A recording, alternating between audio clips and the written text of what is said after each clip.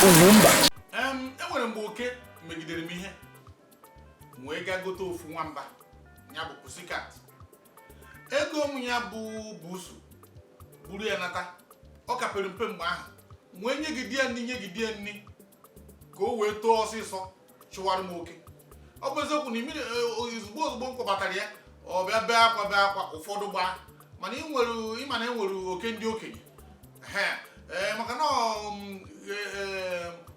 udere kara aka na-amapụ ozu afọ. Ọ bụghị oke niile ka nwa busu na-achụ ya bụ wee na-enye ya nri ka o wee tojuo ka o wee tozuo ịchụ ma oke nke buru ibu ma nke pere mpe. Etu a ka emegideziri ya ya bụ nwamba. O mechara nkịta mụọ ma nwa mụsa ụmụ mgbe o mechaa gaa nke ya, mana agbụrụ ya niile bụ agbụrụ umengwụ maka na ana m enye nri na-enyeju afọ enyefe oke. Ya bụ nwamba nwere ike mgbe ụfọdụ ọ pụta n'ezi etu ọ na-ene ngwere anya. Ọ na-abụghị na ị gara bute ya bụ ngwere gbuo ya ma ọ bụ gbuo oke butere ya. Pussycat dị be m ịjụ oke bụ jos na oke furu ya na-atụ egwu. O wee na-atụbanye ya anya n'ihe anyị chọrọ ikwu n'ụbọchị taata. Dịka unu furu mụ na Epetike nọ ịfụ ọ na ha eneme anya ma nke o nwere ụdị nwamba ahụ, mana tupu anyị atinye ọnụ n'okwu anyị chọrọ itinye ka nnabata Epetike ndị Igbo. Onye nke m ekene m. Epetike anyị chọrọ itinye ọnụ n'ụbọchị taata maka etu esi zụọ anyị mgbe anyị na-etolite na etu ụfọdụ nne na nna si azụ ụmụ ha taata bụ ihe gbara anyị gharị. Ịne anya na foto a bụ foto gọvanọ na-achị Ebonyi steeti tata mgbe ọ na-eme ndị mesin bricklayer. Ka unu fụ n'ụwa na-eme ntụgharị na-eji ụtụtụ ama nje ahịa. Ọ rụrụ bricklayer wee mechaa ya topụta bụrụ mmadụ. Anyị agagụkwa mmemme na be nne ya kpọmkwem mgbe echiri nna ya eze. O wee kọọ akụkọ etu ihe ụwa si wee na-atụgharị ha mgbe ahụ maka na nna ya nụrụ ọtụtụ ụmụ nwaanyị, etu esi na-emegide ha, etu esi na-eme nke etu esi na-eme nke ọzọ. O wee doo anya na ya bụ nwoke kpara mgbenye ọfụma. Ngwa ka anyị gosi unu. UGWUMBA. As of today, my father does not have a preferred children or any of us. He treated us equal. When we were in the secondary school, my father said, because you people are growing up rapidly and the number is increasing in daily basis, I will not train anybody in school. Because I don't want any of you to inherit debt. Anyone that wants to go to school must struggle and go to school. Anyone that didn't want to go to school should come and farm. And he gave all of us yam to go and start farming. If you want to go to school, you go to school. If you don't want to go to school, you come back home and start farming. Because his own idea is that he cannot sponsor you. Because if he sponsors you and you become a graduate, you are indebted to others. They will now start saying that it's our father's word that he used to train you and you must pay us back. And that is why nobody here can get up and say that my father trained him to go to school. But he will educate you on these two ways. You are going to the farm, you become a gate man. Is somebody that going to school's house. Just know that at the end of the day, you are going to be a gate man in that person's house. Don't say I didn't tell you. Go and tell your mother. And that is why we are in love with our mothers here. All of them suffered. All of them suffered for any of us here to go to school. It's our mothers that gathered everything, that did everything for us to go to school. And they struggled. And as I'm talking to you, we have about 21 graduates in our house. And by the special grace of God, we don't have even one school dropout in our house. By the special grace of God. UGWUMBA.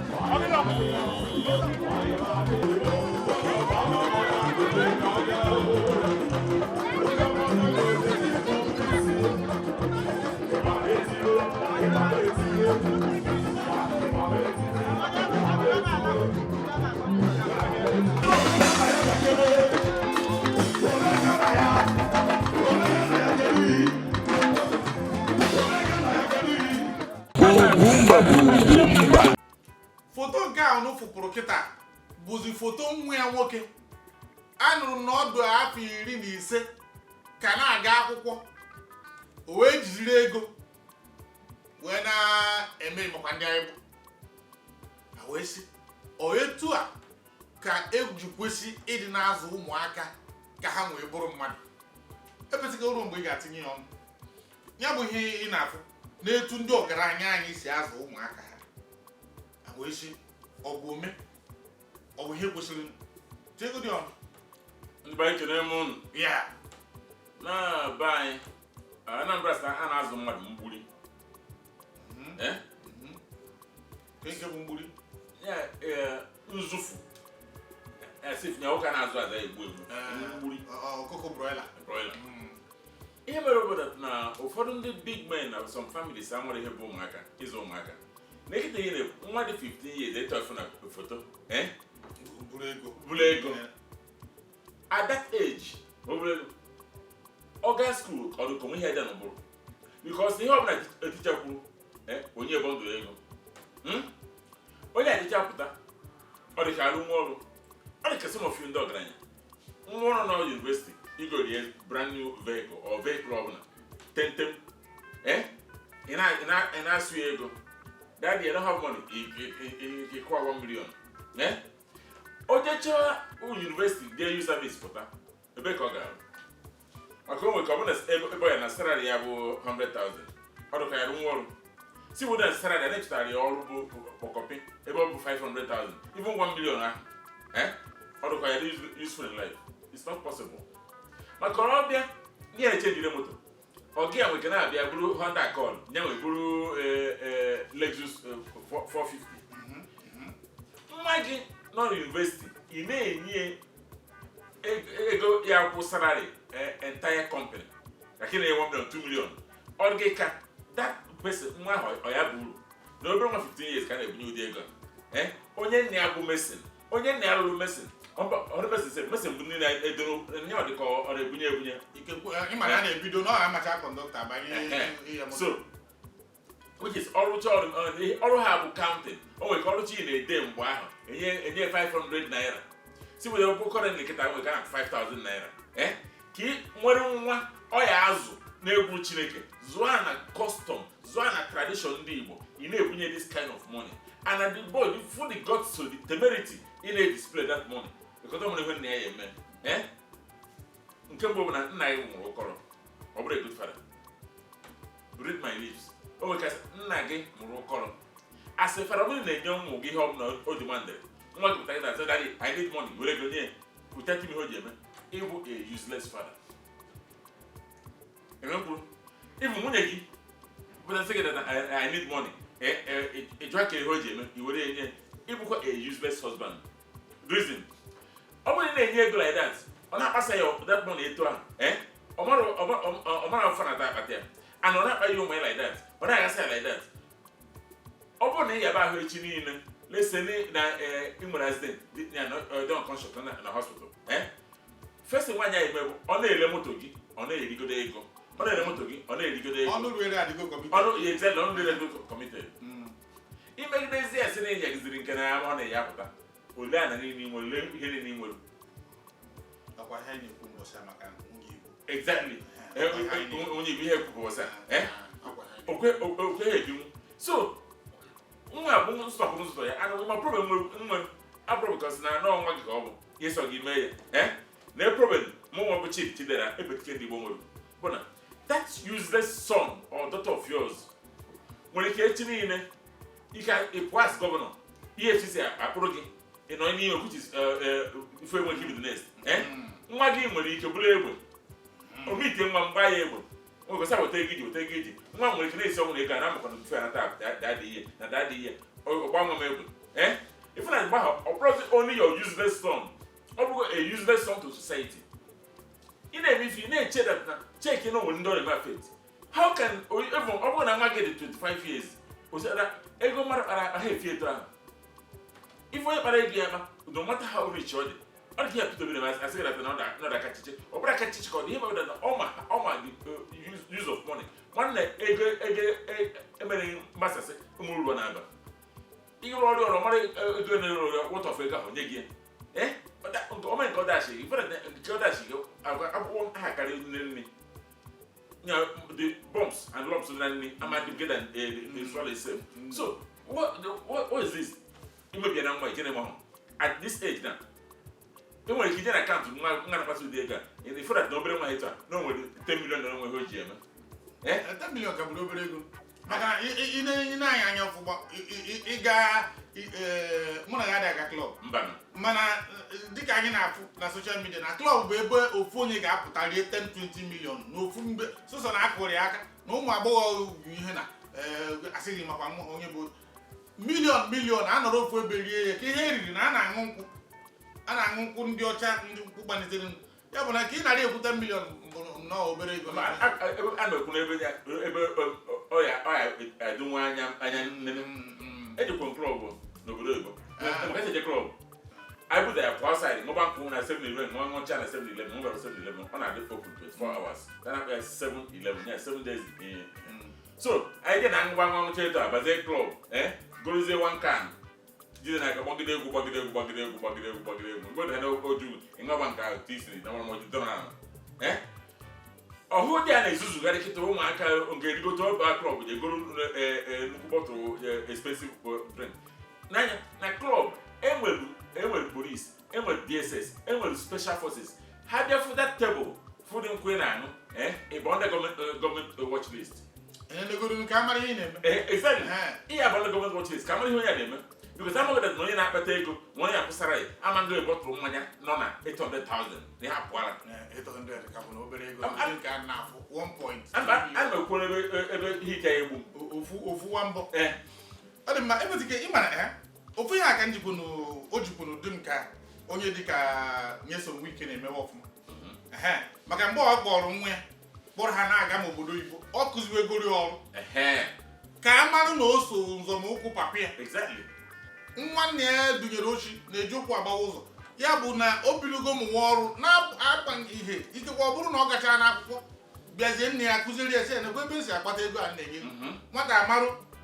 mitin a ga-emegide 2am 3am akara na mitin nwata amarụ na-ekwe etu nne ya si oto nne ya na-agba n'ime mana ebe nsogbu na-adị na ndị big men be anyị bụ na mgbe ụfọdụ ha na-achị na ihe ezugo ofu onye kụrụ egwu mba kụrụ egwu si n'ụwa na-eme ntụgharị amarụgo m ndị rụchara gọvanọ anyị chọghị ịgba afọ mana e nwere ụfọdụ mma rụrụ gọvanọ rụchara ya tata ọ dị ka ego penshọn ha ka ha na-eri ụfọdụ n'ime ha na-eme ka eziokwu ka ha nọgide na politiks bụ na biznes ha setụbụrụ ọkụ enweghịzi ike ịkarị the way of life ha banyere as gọvanọ apụtazi nkịta ọ na-enye ha nsogbu hapụkwa ndị a na-apụta ezu nta ezu imo ezuchakwa ya ebezike kwuru ya ofu EFCC anyụghị kpakpu ego ahụ akwụfuru onye nke a narị bilion asị na ọ na-eme ihe na forfeiture final forfeiture ịfọfite nka gọọmenti mekọta kpebie na ka akpara ya aka ịfụ na ị dara mgbenye mgbegiri ifu na ego a niile ibukọrọ na enweghị uru ọ bara ọgwa ka emekọtara ka emefiere na-emefi mgbe ahụ nọkọta si ka eche emewe ihe bank ihe na ndị niile busoro ego mgbe ahụ ọ nara imirikiti n'ime ha n'iyi. Exactly. One government policy ga-eme gọvanọ ma ọ bụ kọmishọna ma ọ bụ nke ọbụla ịbụ mere nwa gị jide iberibe tata mara na ụbịam na-eche generation gị mgbe na-adịghị anya maka na ndị a niile pụrụ na-akpa mgbei tata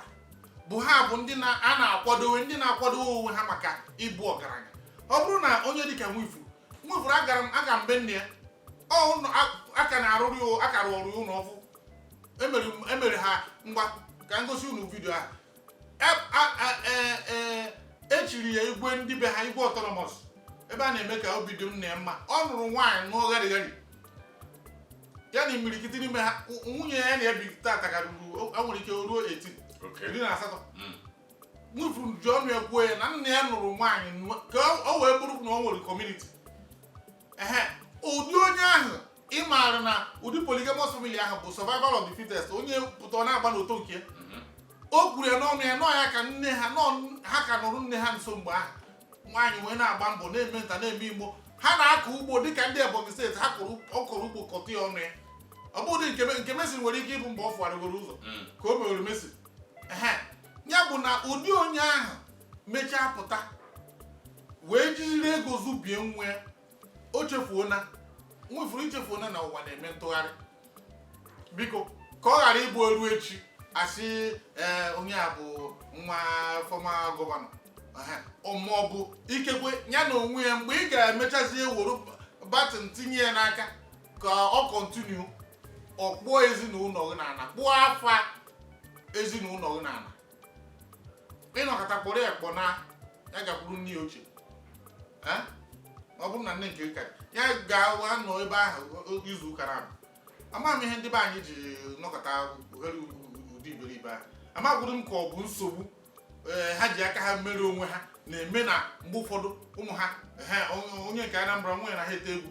etere onwe egwu n'obodo oyibo na-aja ike na-eme ka nwaanyị na-eme ihe eze nwaanyị ka eze nwoke ka ọ bụ ihe a niile bụ ihe anyị maara na ọ bụrụ na anọ n'ụlọ zụọ ha etu esi kwesị ịzụ maọbụ na azụrụ ha mgbe a na-azụrụ anyị nwa onweghị ka ọ kpara ụdị agwa ahụ onweghị ka ọ nakọta ụfọdụ game ha amakwara na a na-eme aghịrịgha anyị niile mekwara aghịrịgha mana ị ga-amanata na nekwu ihe eji mara ndị be anyị nekwu ihe eji mara ezinụlọ na ịma nnọkọta itinye aka n'ụdị nke a asị zere onye a zere onye a zere onye a na onye a nwere ike ịrafu ọ bụgodoro na ịkpataghị ego nke ihe na chedu na ọ ka na-abịa ọ bụrụ na ọ bịa ha n'ihu ọ bịa n'ihu nwa mana ị ga-adị ndụ fụ na akụ na ụba ga-erute n'ezinụlọ ebetiga nwere ihe nwere ịgwa ha ịgwa ndị be anyị chọrọ ịgwa mbụ na o nwere ihe o kwuru mebe ịrụcha gọvanọ mgbe na gọvanọ iche na ya dada n'uwezugo kọnvọ eso gị ịrụcha gọvanọ ilituo and ka m ga-ezokwu the day ilituo from gọvanọ the next day ị yadị surprise na fon gị nwere ike ọkọ twice o nwere ike abata na be gị mmadụ na-ejubu ịdị surprise na otu otu onye nwere ike ịbịa bụ nwanne gị nwoke onye gị nwoke iji ụgwọ ọjọọ ka bịa na eri nri free. Now let me tell you something. O nwere ike ife ịnọ n'ebe ọgaranya na ịsọ ka ihe eme nwa gị na ego ya abụzi abụ. O nwere something mere recently mụ na ụmụnne m na-akpakọta ngwa ha ya onye ọbụla si na ọbụla eziokwu. A sị mkwana ihe a mere na Ghana kụziri m ife maka Ghana bịara mmiri bịa jide the entire town cover ya most of them ebupufa from be ha we na government place maybe n'ụlọ akwụkwọ na self ground mmiri ahụ efọrọ nwere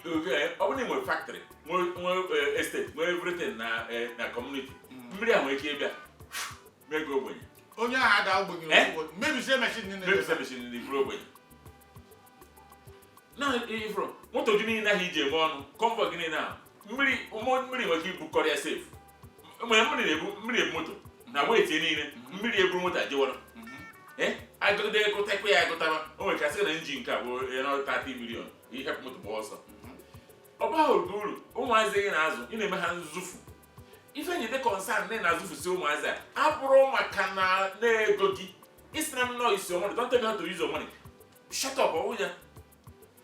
my anger about that nwa ha izu heru mgbe chi niile nwere ike fụ nwa nwanne nwoke ma ọ bụ nwa ma ọ bụ nwa m were too ụtụ ma ọ gbufuo ya ebe ọ na-achọ ego ka o wee rivo life nna ha nyere ya na nwaanyị gị na ị na-abụ ihe ọ bụla ọ na ha na ego ha mekwa maka enyi nwaanyị ọ na ha na ego ihe ya jụ ka o ji eme nwoke ihe iji bụ di bụ nọ ọ jụọ gị ego ma ihe o ji eme ọ bụrụ na ife ekwesị enyere anya ka ọ mmadụ atahụ ịda kozo bikozi ndị egwu na o nwere mgbe ọ ya eruo ikwesịghị eweta o nwere ike ha agba izu maka o mere nke medicine nwa mmadụ suru nna ya nne na-akọbịa a na-akọ ya ọ bụrụ akụkọ enwere ihe nchọrọ isiri na ọ bụghịkwa enyi nwaanyị ya bụ si na-enye enyi nwaanyị na-ekwu nke a bụ the worst nwere ike ime enyi nwaanyị bụ na stupidity of high order ha na-ekwu because na-enye enyi nwaanyị ọsọ gị na-eje n'ifie aka m isi ka ọ m rịpọtụ ụmụnna nke bụ eziokwu ọsọ gị na-eje n'ifie ọ bụrụ ụsọ gị na-eje n'ihe ezef eji ewu na awọd ụfọdụ nwaanyị sị na-achọ nwoke na nwoke ya na-akwụ ya ụgwọ ọnwa ọ bụgoro 100,000 na mara mma ọ mara onye ka e gbasara gị na osisi ọbụla efuru bụ mkpụrụ ya na ụdara iche na Ghana steeti a na-ama iche ka nwatụsie ụdara dị na so nwaanyị mara mma hinne ọ bụrụ sọ nke ma na-eje di ya hire je n'aka nkụ ọ gịnị ka na-akọdo ife especially ọ bụrụ na onwe ha akọ n'uche maka ọ dị kọmputa eji ka a sị na ọ bụrụ na nwaanyị mefere mma oke onweghị akọ n'uche ma nọ ikpu enweghị na-ata afọ ihe ọ dị mara na ọ kwụfụrụ nke oyi nwaanyị anyị butere kịta bịa lụtere m nwaanyị bụ nwaanyị e nwere ofu nwoke ọ bụrụ na mgba afọ ya anyị niile ga-amị onye ọbụla ga-amị mana o so na ndị a mere 419 na mbụ n'izizi ndị mere 419 meta ego a na-akpọ afọ ha ebe niile e wee kọrọ anyị akụkọ onye na-akọ akụkọ ahụ bụ onye ụkọchukwu nye na ya dị na mma o wee kọrọ anyị akụkọ na mgbe nwoke a na-ewu n'ike na ebube ka ọ bụ ọnụkata ebute nwunye ya na-asị ego ọnụkata ọsị nwunye ya na ofu ụbọchị na ya ga-enye ya ego a ka irichaa ya ọ na-agbapụta gị n'imi nwaanyị si ya ka awa ore ofu ụbọchị ọbata wee buru 1 million naira mgbe a na-ekwu moto ịbịa Lagos erukwa 100 naira mgbe a na-ekwu ịma late 80s early 90s na ndị 419 bịa wee buru 1 million naira ọ dị m ka the highest denomination bụ ada 20 naira or 50 naira e wee buru ya na moto si ya ngwa ha bi na Lagos ngwa nwaanyị riwe ego tata na-ekwe ego agwụ nwaanyị buru ihe na-apụọ n'ụtụtụ ihe dịka 10 n'ụtụtụ ka ọ ṅụchara tii wee buru pụọ wee gacha bata na mgbede mgbe ọ batara na mgbede nwere onye taxi enyi ya asị ya taxi nke a na-arụkwa ọsị biko nyegodo onye a 150,000 nyere m ya 150 ọsị nke gị ọsị na ego nyere ya gwụrụ agwụ na ya ritekwu 150,000 ego ji baa idu mụta ya wụ na enweghị ihe i nyere nwaanyị zuru ezu kama na onye ọbụla i nyere ya ga-ezukwa ma ọ bụrụ na nwaanyị chọọ ka o zuo ọ bụrụ na ọ chọọ ka o zuo ọ sọkwaghị ugbo onwe ọmanzụ so kemgbe ahụ nwoke a wee mụta ihe onye siri na 1 million bụ ngwa na-erigbu onwe nwaanyị richaa ya pụtazi ya 154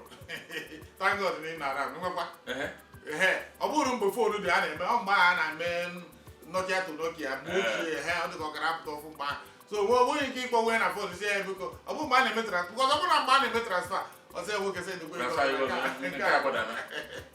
ya bụ na ihe anyị na-ekwu okwu bụ onye ọbụla mara ihe ụwa adịghị ezu oke etu ọbụla ochi dị ụwa adịghị ezu oke ya bụ imete nke gị mana nke kacha mkpa bụ imebi na ụmụaka anyị mụtara ebe ị na-eme na afụfụ ntara na ha ama nte ha ga-ata ya bụ afụfụ ọ bụrụ na ha ataghị ihe ahụ ị mụtara site n'afụfụ ha ma mmụta and ọ bụrụ na ha banye n'ọnọdụ dị agha ha ma nnafe etugo a si nafee mgbe ị banyere na ofu ọnọdụ ahụ ya bụ biko ka Chineke mezie okwu ntị ga-anụ ihe abụghị ka ọha ka okwu a